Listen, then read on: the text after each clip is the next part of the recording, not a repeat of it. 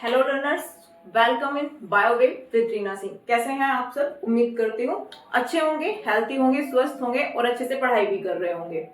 वैसे 10th और 12th का रिजल्ट आ चुका है यूपी बोर्ड का, तो उम्मीद करती हूँ एक नई जर्नी अच्छे जोश के साथ स्टार्ट होगी। तो चलो आज की वीडियो शुरू करते हैं। आज का हमारा चैप्टर है जीवों में विविधता। ये क्लास 9th एनसीईआरटी से बायोलॉजी का तीसरा और लास्ट चैप्टर है। ठीक है, जीवों में जैव विविधता, ठीक है, यानी कि विभिन्न जैव रूपों में पाई जाने वाली विभिन्नताएं। जैव रूप से आप क्या मतलब निकालोगे कि उनके आकार, उनके रहन सहन, उनमें पाई जाने वाली विभिन्नताएं। अगर हम इसे एक डेफिनेशन की तरह से देखें तो हमारी डेफिनेशन निकलकर ये आती है कि विभिन्न जैव रूपों में पाई जाने वाली विभिन्नताएं ही जैव विविधता कहलाती है। जैव विविधता जो पाई जाती है इसे बायोडायवर्सिटी भी बोल सकते हैं। ये सबसे ज्यादा कहाँ पाई जाती है? अगर क्वेश्चन ये आता है तो पृथ्वी पर कर्क और मकर रेखा के जो बीच का एरिया है वहां सबसे ज्यादा गर्मी और सबसे ज्यादा नमी पाई जाती है। उन्हें मेगा बायोडायवर्सिटी वाले एरियाज बोले जाता है। भारत की अगर बात करें तो भारत का 12वां स्थान आता है मेगा डायवर्सिटी वाले एरियाज में। अगर क्वेश्चन आता है आपके सीटेट और यूपी टेट में भी कई बार ऐसे क्वेश्चन पूछ लिया जाता है कि जो मेगा डायवर्सिटी वाले एरिया है उनमें भारत का कौन सा स्थान है, तो भारत का 12वां स्थान आता है। ठीक है, अब बात आती है जीवों के वर्गीकरण की। अब जीवों के वर्गीकरण की नीड क्यों पड़ती है? ये एक ही समुद्र है, समुद्र में बैक्टीरिया भी मिल रहे हैं, ब्लू व्हेल्स भी मिल रही हैं, एल्गी भी मिल रही हैं, कितनी सारी चीजें मिलती है, कितनी तरह के जीव मिलते हैं। क्या सब एक जैसे हैं? नहीं। या हम ऐसा हो सकता है कि हम पर्टिकुलर एक एक जीव को उठाएं उनकी स्टडी करें? नहीं। तो वर्गीकरण जीवों का इसलिए जरूरी है क्योंकि हमें उनके आकार, प्रकार, उनके रहन सहन के बारे में जब हम अध्ययन करते हैं तो उस अध्ययन के लिए उनका वर्गीकरण जरूरी है। उनका प्रकृति से क्या संबंध है, वो एक दूसरे जीव पे क्या इफेक्ट डाल रहे हैं, उसके लिए बहुत ज्यादा जरूरी है जीवों का वर्गीकरण। अब जो जीव होते हैं पहले से शुरुआत होती है और धीरे धीरे अपने व्यवहार में परिवर्तन लाते हैं, कुछ शारीरिक परिवर्तन लाते हैं और इसी परिवर्तन को उनका जैव विकास कहा जाता है। जब बात जैव विकास की आती है तो चार्ल्स डार्विन का नाम आना लाजमी है। चार्ल्स डार्विन ही थे जिन्होंने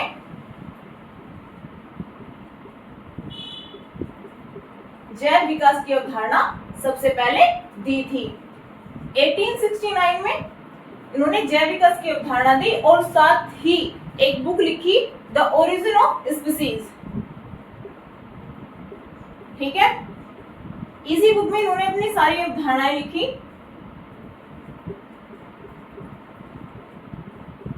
और ये बहुत प्रसिद्ध बुक है, द ओरिजिन ऑफ स्पीसीज।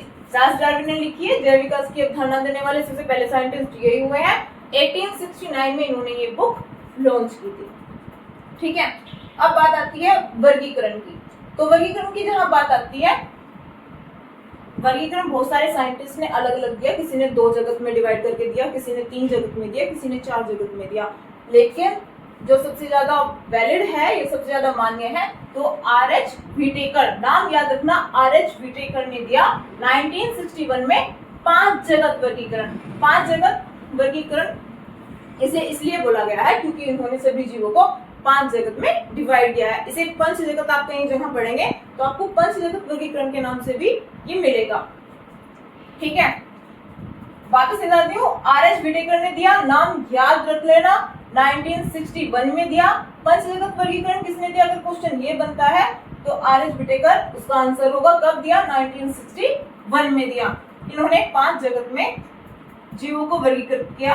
सबसे पहला Monera, then Protista, then fungi यानी कि कवक, उसके बाद प्लांटी यानी कि प्लांट्स जिन्हें आप पादप बोल सकते हो, एनिमिलिया यानी कि जंतु। ठीक है, इतना समझ में आ रहा है? हो गया। अब हम अलग अलग की स्टडी कम करने के बजाय अगर ऐसे बनाते हो तो वीडियो बहुत ज्यादा लंबी हो जाएगी। तो मैं आपको, अगर आपका क्वेश्चन डिफरेंशिएट करने पे भी आता है तो आपको डिफरेंस भी पूछा जाता है तो आप डिफरेंस भी बता सकते हो और पॉइंट्स लिख के आप इन्हें कवर भी कर सकते हो। अब मोनेरा, प्रोटिस्टा, फंजाई, प्लांटी और एनिमिलिया, जब हम इन पांचों के लक्षणों की बात करते हैं, इनमें क्या डिफरेंस है? तो सबसे पहले आते हैं कोशिकीय संगठन।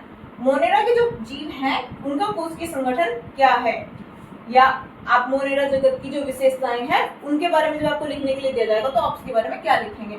मोनेरा एक कोशिकीय जीव होते हैं, प्रोकैरियोट्स होते हैं, यानी कि मोनेरा के अंदर जितने भी जीव आते हैं वो यूनिसेलुलर होंगे, प्रोकैरियोट्स होंगे।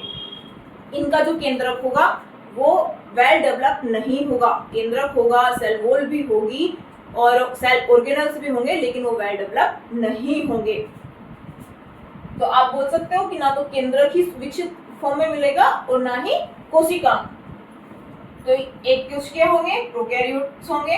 इनमें पोषण किस तरीके का पाया जाएगा, ये स्वपोषी भी होंगे, विषमपोषी भी होंगे। वापस देखो, स्वपोषी स्व यानी कि जो खुद का भोजन खुद से बनाते हैं, विषमपोषी जो अपने भोजन के लिए दूसरे जीव जंतुओं पर या पादपों पर निर्भर रहते हैं। और जब बात जनन की आती है, रिप्रोडक्शन की आती है, तो इनमें अलैंगिक और विखंडन, अलैंगिक मतलब अंशत्व और विखंडन मतलब कि फ्रेगमेंटेशन, इसमें इस टाइप का रिप्रोडक्शन पाया जाएगा। अब जब बात इनके एग्जांपल्स की होगी तो एग्जांपल भूलकर भी नहीं भूलने हैं, अच्छे से याद करने हैं। इनके एग्जांपल्स होंगे साइनोबैक्टीरिया एंड बैक्टीरिया। ध्यान दो, साइनोबैक्टीरिया यानी कि आपकी नील हरित शैवाल, नील हरित, हरित आ रहा है तो हरित का मतलब यानी कि क्लोरोफिल, क्लोरोफिल का मतलब जहां क्लोरोफिल प्रेजेंट होगा वो पौधे अपना भोजन खुद से बनाएंगे, वो जीव अपना भोजन खुद से बनाएंगे।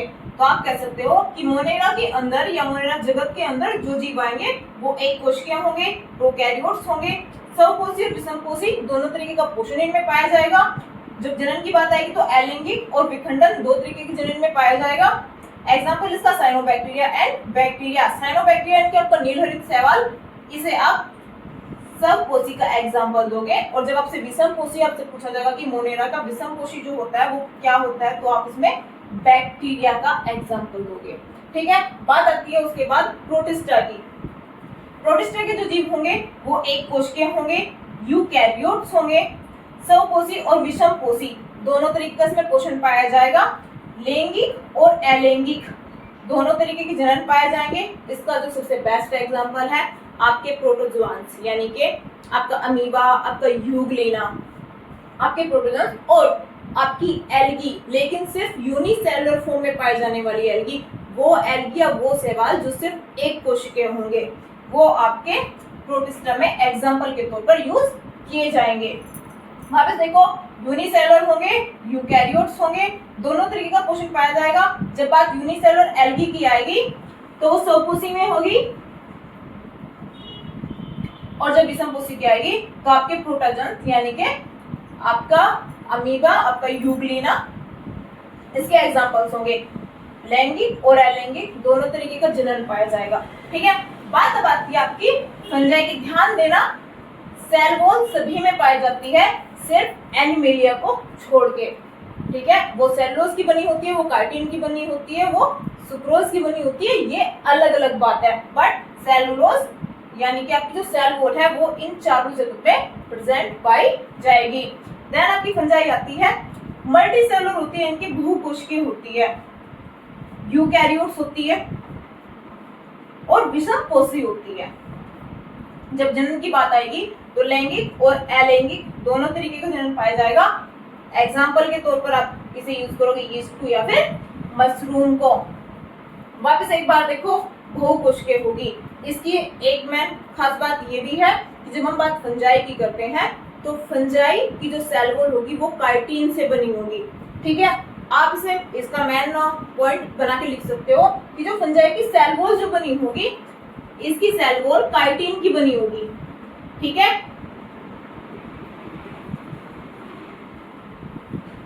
ये ध्यान रखना। यूकैरियोट्स होंगे, जो एक फंजाई ऐसी है जो अपना भोजन खुद नहीं बनाती है। विषमपोषी समझ रहे हो कि विषमपोषी का मतलब होता है जो अपना भोजन दूसरों से लेता है। ठीक है, तो ये विषमपोषी होगी। एंड इसमें जो अलैंगिक और लैंगिक दोनों तरीके इसमें जनन पाए जाएंगे और ईस्ट और मशरूम इसका बेस्ट एग्जाम्पल है। फिर बात आती है आपकी प्लैंटी यानी कि आपके पादप। प्लैंटी मतलब कि आपको सबसे ज्यादा जो धरती पर दिखाई देता है वो या तो पौधे दिखाई देंगे या फिर जीव जंतु दिखाई देंगे। ठीक है। तो इनका भी प्लांटी और एनिमेलिया ये दोनों ऐसी जगत है, इन्हें उपवर्गों में या फिर और ज्यादा क्लासेस में डिवाइड किया गया है। आगे चलकर वो हम थोड़ा आगे पढ़ेंगे, लेकिन फिलहाल शॉर्ट में ये समझा देती हूँ। प्लांटी बहुकोशिकीय होते हैं, इनके मल्टीसेलुलर होते हैं, पादपों की बात हो रही है। ध्यान रखना सभी प्रकार के जो पौधे हैं वो यहाँ से इन तीनों ग्रुप से बचे हुए जितने भी आपके प्लांट्स आते हैं वो सब प्लांटी यानी कि पादप वर्ग में रखे जाते हैं। बहुकोशिकीय होते हैं यानी कि मल्टीसेलुलर होते हैं। यूकैरियोटिक सेल पाई जाती है। स्वकोशी होते हैं। स्वकोशी वापस स्वकोशिकीय होते हैं क्योंकि क्लोरोफिल की प्रेजेंस में सूर्य का प्रकाश लेके अपना भोजन प्रकाश संश्लेषण की मदद से खुद बनाते हैं। ठीक है। नेक्स्ट, जनन लैंगिक और अलैंगिक दोनों तरीके का पाया जाएगा। वापस ऑल प्लांट्स यानी कि इसका जो एग्जांपल आप दोगे तो ऑल प्लांट्स जो इसका एग्जांपल होगा, मतलब किसी प्लांट का नाम उठाकर रख सकते हो, वो प्लांट वर्ग में आएगा। सिर्फ यूनिसेलुलर एल्गी यानी कि शैवाल को छोड़कर। सिर्फ एक कोश के शैवाल कहाँ आते हैं? प्रोटिस्टा में। प्लांटी में यानी कि पादप जो वर्ग है इसमें एक कोश के शैवाल को छोड़कर जितने भी पौधे होंगे वो सारे आपके यहाँ आएंगे। बात आती है फिर एनिमेलिया यानी कि आपका जो जंतु वर्ग है। बहुकोशिकीय होता है, सबको पता है। यूनिसेलुलर तो नहीं पाया जाएगा, मतलब सेल के अंदर सिर्फ एक सेल है, नहीं ना। बहुकोशिकीय होंगे, यूकैरियोटिक होंगे और विषमकोशी होंगे। इंसान या एनिमेलिया जो जंतु ग्रुप है इसमें ऐसे जीव आते हैं जो हमेशा अपना भोजन प्राप्त करने के लिए दूसरों पर निर्भर करते हैं, या तो आप उन्हें शेर, बाघ, चीता, हिरण, खरगोश या फिर मनुष्य। ऐसा तो नहीं कि अपना भोजन अपने अंदर ही बन रहा है, प्रकाश संश्लेषण कहते हैं, फोटोसिंथेसिस प्रोसेस हो रही है और भोजन बन गया, खुद को ले लिया, ऐसा नहीं होता ना। ये जो विशेषता है ये पादप की है, जंतुओं की नहीं। जंतु हमेशा विषमकोशी होते हैं, इनके अपने भोजन के लिए दूसरे जीवों पर निर्भर करते हैं। लैंगिक जनन पाया जाता है, ऑल एनिमल्स इसका एग्जाम्पल होगा। ठीक है, इतनी बात समझ में आती है? ठीक है, आपने अभी फंजाई पढ़ा, मतलब 5 जगहों से एक जगत था फंजाई यानी कि आपका कवक। तो अब जब कवक की बात होती है तो कवक 3 टाइप के होते हैं, पैरासिटिक, सैप्रोफिटिक एंड सिम्बायोटिक। ये 3 फॉर्म से पाई जाती है। पैरासिटिक यानी कि परजीवी कवक जो कि दूसरे चीजों से अपना भोजन प्राप्त करते हैं, जैसे कि पक्सीनिया हुआ, ये गेहूं है, गेहूं की पत्तियों पर रस की फॉर्म में होता है, या फिर गेहूं की जो बालें होती हैं उन्हें रस की फॉर्म में पाता है, एक डिसीज बनाता है। ठीक है, तो एक अपना भोजन किससे प्राप्त कर रहा है? दूसरी चीजों से। फिर आती है सैप्रोफिटिक यानी कि आपका मर्तोकजीवी। ठीक है, मर्तोकजीवी जो कि सड़ी गली चीजों से अपना भोजन बनाता है। देन आता है आपका सिम्बायोटिक यानी कि सहजीवी, यानी कि जो ना तो दूसरी चीजों को नुकसान पहुंचा रहा है और ना ही खुद हार्म हो रहा है, बल्कि दोनों साथ साथ रह के एक दूसरे को लाभ दे रहे हैं, तो उन्हें क्या बोलेंगे? सिम्बायोटिक यानी कि सहजीविता। ये सहजीवी कब हो गया? आपका माइकोराइजा और लाइकेन इसके बेस्ट एग्जांपल्स हैं। ठीक है, अब बात आती है लाइकेन की। ठीक है, लाइकेन क्या है? जब कवक और शैवाल दोनों साथ साथ प्रेजेंट रहते हैं और दोनों एक दूसरे को बिना हार्म किए, अगर हम फूड की बात करते हैं तो फूड जो होता है उसे एल्गी से यानी कि शैवाल से प्राप्त होता है, और बाकी जो प्रोसेस होती है उसकी वो उसकी कवक यानी कि फंजाई के थ्रू होती है। तो उनके साथ साथ रहकर बिना एक दूसरे को हार्म किए अपना जीवन यापन जो करता है वो क्या कहलाता है? लाइकेन। ये भी एक पादप में ही आता है।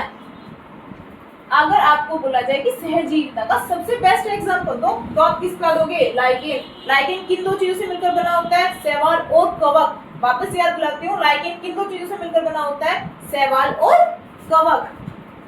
ठीक है, जो इसका शैवाल वाला पार्ट होगा और दूसरा कवक, जो इसका शैवाल वाला पार्ट होगा, शैवाल और कवक। जो शैवाल वाला पार्ट होगा वो फाइकोबायोन कहलाएगा, जो कवक वाला पार्ट होगा वो माइकोबायोन कहलाएगा। एक चीज इसमें और ज्यादा इंपॉर्टेंट है, जिस एरिया में या जिस इंडस्ट्रियल एरिया में लाइकेन मरने लगते हैं या लाइकेन्स की कमी दिखाई देती है, प्रदर्शित होती है आसपास के वातावरण में, तो समझो कि वहाँ वायु प्रदूषण बढ़ रहा है। तो क्वेश्चन अक्सर एग्जाम्स में या बुक्स में से आपको ऐसा बनता है कि उस पादप का नाम बताइए जिसकी वजह से वायु प्रदूषण में कमी या फिर वायु प्रदूषण में वृद्धि, यानी कि वायु प्रदूषण का जो सूचक है एक तरीके से जो इंडिकेट करता है कि वायु प्रदूषण की वृद्धि हो रही है या कमी हो रही है, तो वो कौन सा है? तो आपको आंसर देना है लाइकेन। जी हाँ, लाइकेन ही वो पादप है जिसकी वजह से आप बता सकते हो कि वायु प्रदूषण में वृद्धि हो रही है या फिर कमी हो रही है। अगर लाइकेन तो उसका मतलब है कि वहां पर वायु प्रदूषण बढ़ रहा है। और अगर लाइकेन किसी एरिया में अच्छी तरीके से ग्रो कर रहे हैं तो उसका मतलब है कि वायु प्रदूषण अपने एक पर्टिकुलर जो उसका एरिया है, उसकी नाप होनी चाहिए, वो वहां पर है। ठीक है, समझ में आया? ठीक है, आप अब अगर आपको 5 जगत के बारे में पढ़ा दिया, लेकिन अगर आपको याद करना है तो आप एक छोटी सी टेबल याद कर लो। बाकी उसके बाद आपको पूरा डिटेल में पढ़ने की जरूरत नहीं है, आप सिर्फ उस टेबल से बता सकते हो। वो टेबल कुछ ऐसी होगी, भाई आपकी जीवधारी है,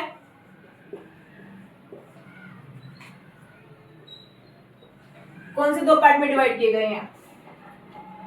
आपके प्रोकैरियोटिक, यानी कि आपके प्रोकैरियोट्स जो होंगे, एंड आपके यूकैरियोट्स। ठीक है, जब आपके प्रोकैरियोटिक की बात आती है तो आपका मोनेरा, जो आपका क्लास है या जगत है, मोनेरा होगा। यूकैरियोटिक्स जो होंगे वो आपके 2 उसमें होंगे,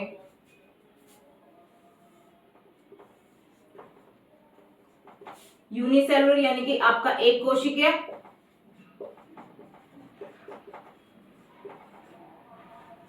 और आपका बहुकोशिकीय। आप अच्छे से याद करो कि यू कोशिकीय यानी कि जो आपका एक कोशिकीय था उसमें कौन सा गुब्बारा था? प्रोटिस्टा। ठीक है,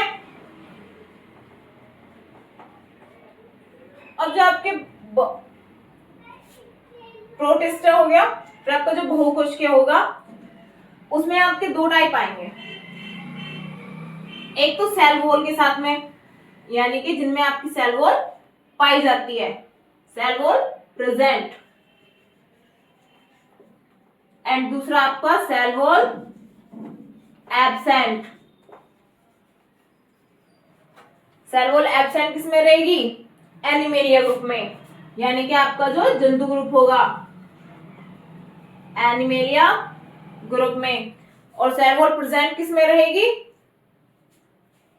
सेल वॉल जो प्रेजेंट है वो 2 टाइप में निकलेंगे फिर आपके। एक तो आपका स्वपोषी वाले जो अपना भोजन खुद बना सकते हैं, और आपका विषमपोषी वाले जो अपना भोजन खुद नहीं बना सकते। स्वपोषी में आपके प्लांट्स यानी कि आपके एल्गीज आएंगी, यानी कि आपका प्लांटी ग्रुप, एंड विषमपोषी में आपकी फंजाई आएगी। ठीक है, ये टेबल याद कर लो। इस टेबल से आपको शॉर्ट में लगभग एक आइडिया मिल जाएगा। भाई जीवधारी हैं 2 टाइप में डिवाइड किए गए हैं, प्रोकैरियोट्स और यूकैरियोट्स। प्रोकैरियोट्स की बात करते हैं तो मोनेरा ग्रुप यहाँ आ जाता है। देन फिर यूकैरियोटिक 2 टाइप के होते हैं, एक कोशिकीय और बहुकोशिकीय। जब हम एक कोशिकीय की बात करते हैं प्रोटिस्टा, सेकंड वाला ग्रुप आ गया। देन मल्टीसेलुलर की बात करते हैं, 2 उसमें डिवाइड होंगे, सेल वॉल जो प्रेजेंट होगी और सेल वॉल जहां एब्सेंट होगी। सेल वॉल प्रेजेंट है तो 2 तरीके के, जो हमें नंबर 1 तो स्वपोषी होंगे, नंबर 2 जो विषमपोषी होंगे। स्वपोषी कौन से होंगे? आपके प्लांट्स, यानी कि आपका प्लांटी ग्रुप। विषमपोषी कौन सा होगा? आपका फंजाई ग्रुप। देन आपका जो सेल वॉल एब्सेंट रहेगी वो किसमें रहेगी? एनिमिलिया। आपके सारे ग्रुप्स आ गए, मोनेरा 1, प्रोटिस्टा 2, प्लांटी 3, फंजाई 4 और एनिमिलिया यानी कि जंतु ग्रुप 5। इतना समझ में आता है?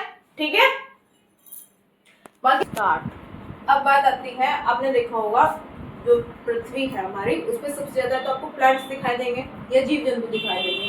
तो सीधी सी बात है, हम प्लांटी और जो एनिमिलिया यानी कि आपका पादप और जो जंतु वर्ग है उसे और आगे ज्यादा उपवर्गों में डिवाइड किया गया है। जब प्लांट की बात करते हैं तो प्लांट्स यानी कि पादप वर्ग को 2 चीजों को जब डिवाइड करते हैं तो 2 चीजों को आधार या बेस मानकर डिवाइड किया गया है, एक बीज धारण करने की क्षमता और एक बीज की अवस्था। तो जब बीज धारण क्षमता के ऊपर करते हैं तो इसमें प्लांट्स को 3 पार्ट्स में डिवाइड किया गया है। नंबर 1 थैलोफाइटा, दूसरा ब्रायोफाइटा और दूसरा टेरिडोफाइटा। जब थैलोफाइटा की बात आती है तो इसमें सभी शैवाल इंक्लूड कर दिए जाते हैं। शैवाल यानी कि आपकी एल्गी जो आपके प्रोटिस्टा और प्लांट्स दोनों में मिलती है। ठीक है, तो जब बात सवाल की होती है तो इनमें क्लोरोफिल प्रेजेंट रहता है। क्या प्रेजेंट रहता है? क्लोरोफिल। और सीधी सी बात है, जब क्लोरोफिल प्रेजेंट रहेगा तो प्रकाश संश्लेषण होगा, और जब प्रकाश संश्लेषण होगा तो ये स्वपोषी होंगी। यानी कि कुछ जो शैवाल होती हैं वो परपोषी में भी पाई जाती हैं, बट मोस्टली जो शैवाल होगी वो आपकी स्वपोषी मिलेगी।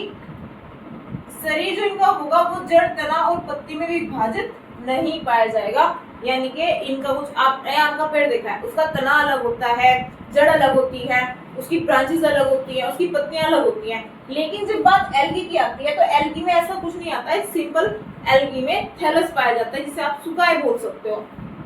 ठीक है, तो आप की थैलस प्रेजेंट रहता है। सेकंड नंबर पे आपका आता है ब्रायोफाइटा, जिन्हें एम्फीबियंस ऑफ प्लांट्स यानी कि वनस्पति जगत के उभयचर कहा गया है। उभयचर क्या होता है? बहुत सिंपल सी चीज है कि जो पृथ्वी यानी कि जो स्थल और जल दोनों में मिलते हैं। तो जो ब्रायोफाइटा होते हैं इसके प्लांट्स पानी में भी मिलते हैं, नमी वाले एरिया में भी मिलते हैं और स्थल पे भी मिलते हैं, इसलिए इन्हें एम्फीबियंस ऑफ प्लांट्स कहा गया है। संवहन ऊतक का अभाव होता है। ठीक है, वास्कुलर सिस्टम क्या होता है? जो भोजन होता है और पानी होता है, उनका जो कंडक्शन होता है वो किसके थ्रू होता है? आपके संवहन ऊतक के द्वारा। यानी कि आपको जो जाइलम और फ्लोएम होता है, ब्रायोफाइटा में उसका पूरी तरीके से अभाव होता है। ठीक है, बात फिर टेरिडोफाइटा की आती है। इसके प्लांट में जड़, तना, पत्ती में विभाजित रहता है, संवहन ऊतक प्रेजेंट रहेगा। ठीक है, आपका जाइलम, फ्लोएम ये चीजें प्रेजेंट रहेगी। जो प्लांट होगा वो जड़, तना और पत्ती में डिवाइड रहेगा। अब बात अगर इनके एग्जांपल्स की आती है तो आपको ये एग्जांपल्स अच्छे से रटने हैं। ठीक है, अगर आपको पूछो कि आप थैलोफाइटा का एक एग्जांपल दे दो तो आपको पता है कि शैवाल है, लेकिन नाम याद नहीं है, तो आप इसमें यूलोथ्रिक्स और कारा, ठीक है,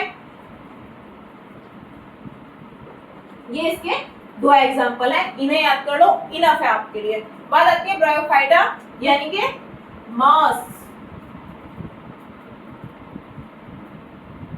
और आपका स्फैग्नम, ये दो इसके एग्जांपल हो गए। फिर बात आती है टेरिडोफाइटा। टेरिडोफाइटा के जो एग्जांपल होंगे वो मार्सिलिया आप कर सकते हो। ठीक है, टिप्स पे याद होना चाहिए। अगर आपको टेरिडोफाइटा के कोई एग्जांपल पूछे तो मार्सिलिया ही बोलना है। अगर ब्रायोफाइटा को पूछे तो आपको मॉस या स्फैग्नम ही बोलना है। अगर बात थैलोफाइटा की आती है, यूलोथ्रिक्स, कारा, स्पायरोगारा बहुत सारी होती हैं, वॉलबॉक्स, लेकिन आप मैन एक एग्जांपल याद कर लो, इनफ है। ठीक है, स्टार्ट। ठीक है, अब बात आती है जीव की मतलब बीज की अवस्था के आधार पर जब आप प्लांट्स का वर्गीकरण करते हो तो जिम्नोस्पर्म और एंजियोस्पर्म में करता है। इनके नाम से ही आप इनका पता लगा सकते हो। जिम्नो स्पर्म यानी कि जिम्नो का जो मीनिंग होगा वो होगा नेक्ड यानी कि नग्न। स्पर्म यानी कि बीज, आपका बीज। जिम्नो यानी कि नेक, नग्न, स्पर्म मतलब सीड यानी कि बीज, यानी कि वो प्लांट्स जिनमें नेक्ड सीड पाए जाते हैं या नग्न बीज पाए जाते हैं बिना किसी आउटर कवरिंग के। ठीक है, वो आपके जिम्नोस्पर्म प्लांट होंगे। आपको अगर इतना एग्जांपल पूछे तो पाइनस और साइकस। ठीक है, ये जो आपके प्लांट्स हैं इसके बेस्ट एग्जांपल्स हैं जिम्नोस्पर्म यानी कि वो प्लांट्स जिनमें नग्न बीज पाए जाते हैं, नेक्ड सीड पाए जाते हैं बिना किसी आउटर कवरिंग के, वो आपके जिम्नोस्पर्म कहलाते हैं। सेकंड आपका आता है एंजियोस्पर्म। एंजियो मतलब कवरिंग यानी कि ढका हुआ।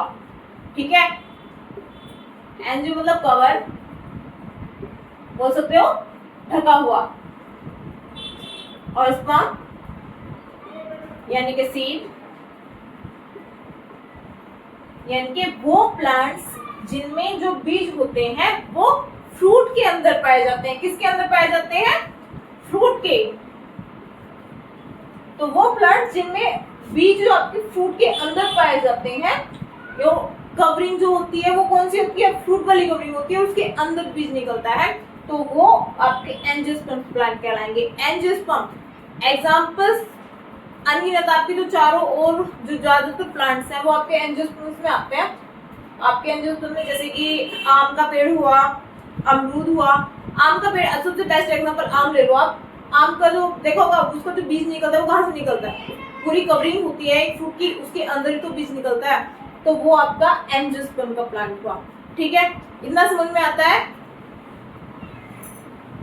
अब जैसे मैंने आपको 5 किंगडम वाला इनके 5 जगह वाला जो वर्गीकरण आपको एक टेबल के अकॉर्डिंग समझाया था, वैसे ही एक सिंपल सी लैंग्वेज में ऐसे ही टेबल के थ्रू मैं आपको प्लांट का जो क्लासिफिकेशन है वो समझा देती हूँ, जिसे सिर्फ देख के आप ये टेबल याद कर लो। आपको बाकी और कुछ याद करने की जरूरत नहीं है। इसी टेबल के थ्रू आप जो क्लासेस हैं, जो वर्ग हैं, टेरिडोफाइटा, ब्रायोफाइटा, थैलोफाइटा, इनके आप विशेषताएं, इनके जो लक्षण है वो अपने आप खुद ब खुद बताते हुए चले जाओगे। ठीक है, तो जरा से देख लो। ठीक है, पादप जो होते हैं वो अविभेदित शरीर और विभेदित शरीर दो चीजों के ऊपर इन्होंने डिवाइड कर दिए। अविभेदित शरीर यानी कि जिसमें जो प्लांट है वो जड़, तना, पत्ती में विभाजित नहीं है, ऐसा क्या था? थैलोफाइटा। थैलोफाइटा मतलब कि शैवाल, और शैवाल यानी कि यूनोथ्रिक्स, स्पायरोगायरा, वोलवॉक्स, आपके पास बहुत सारे एग्जांपल्स हैं। ठीक है, थैलोफाइटा हो गया। सेकंड आता है विभेदित शरीर यानी कि जिसमें शरीर जड़, तना, पत्ती में डिवाइड किया गया है। नंबर 1, इन चीजों को विभेदित शरीर वाले जो प्लांट्स हैं उन्हें दो चीजों के ऊपर डिपेंड किया गया है। एक तो वस्कुलर जो सिस्टम है आपका, इनके संवहन जो ऊतक है वो एब्सेंट होता है, दूसरे के संवहन ऊतक प्रेजेंट होता है। जिसमें एब्सेंट होता है वो आपका क्या कहलाता है? ब्रायोफाइटा। हमने पढ़ा था कि ब्रायोफाइटा में संवहन तंत्र जो संवहन ऊतक होता है कंडक्शन के लिए, फूड और जल की कंडक्शन के लिए, वो अवेलेबल इसमें नहीं होता। वो कौन सा है? ब्रायोफाइटा। देन जिसमें उपस्थित होता है, फिर उस ग्रुप के प्लांट्स को भी दो चीजों में डिवाइड किया। एक तो बीज वाले यानी कि जिसमें बीज है, और एक बीज रहित जिसमें बीज नहीं है। जिसमें बीज नहीं है वो आपका क्या कहलाएगा? टेरिडोफाइटा। ठीक है, और जिसमें बीज है वापस उन्हें भी दो पार्ट्स में डिवाइड किया गया है। नंबर 1 है तो नेक्स्ट यानी कि नग्न बीजी यानी कि आपका जिम्नोस्पर्म, और दूसरा आवृत बीजी यानी कि आपका एंजियोस्पर्म। वापस देखो, एक आपको पता भी चल रहा है कि शरीर डिवाइड हो रहा है। सबसे पहला तो आपका एक जो लक्षण है वो यहीं पे है। थैलोफाइटा में तो शरीर डिवाइड नहीं होता, बस एक थैलस होती है। दूसरा, जिसमें शरीर डिवाइड होता है उन्हें दो पार्ट्स में डिवाइड किया गया है। एक में संवहन ऊतक अनुपस्थित होता है, जिसमें अनुपस्थित होता है वो ब्रायोफाइटा कहलाते हैं, और जिसमें उपस्थित होता है उन्हें वापस से दो चीजों में डिवाइड कर दिया। एक जिसमें बीज कवरिंग होती है और जिसमें बीज कवरिंग नहीं होती। जिसमें बीज कवरिंग नहीं होती वो क्या कहलाते हैं? आपका जिम्नोस्पर्म, और जिसमें बीज कवरिंग होती है वो क्या कहलाता है? आपके एंजियोस्पर्म। फिर एंजियोस्पर्म को दो चीजों में डिवाइड किया गया, मोनोकोट और डाइकोट, यानी कि एक बीजपत्री और द्विबीजपत्री। ठीक है, इतना समझ में आता है। बाकी हम एनिमिलिया ग्रुप के बारे में कल पढ़ेंगे यानी आपकी नेक्स्ट वीडियो में। अगर आपको वीडियो अच्छी लगती है तो चैनल को प्लीज सब्सक्राइब करें, लाइक करें एंड शेयर करें। ये उन बच्चों तक पहुंचाए जो ट्यूशन की फीस अफोर्ड नहीं कर सकते। यूट्यूब पर बहुत सारे प्लेटफॉर्म्स हैं, आप किसी भी प्लेटफॉर्म से पढ़ सकते हैं, बट पढ़ें जरूर। मेरी आपसे लास्ट में एक रिक्वेस्ट यही है कि पढ़ोगे ना तो लाइफ में कुछ कर पाओगे। अगर नहीं पढ़ोगे तो फिर नेगेटिविटी आपकी लाइफ को इतना घेर लेती है कि आप उससे निकल नहीं पाते, और फाइनली रिजल्ट ये होता है कि हम कुछ नहीं कर सकते। ठीक है, थैंक यू।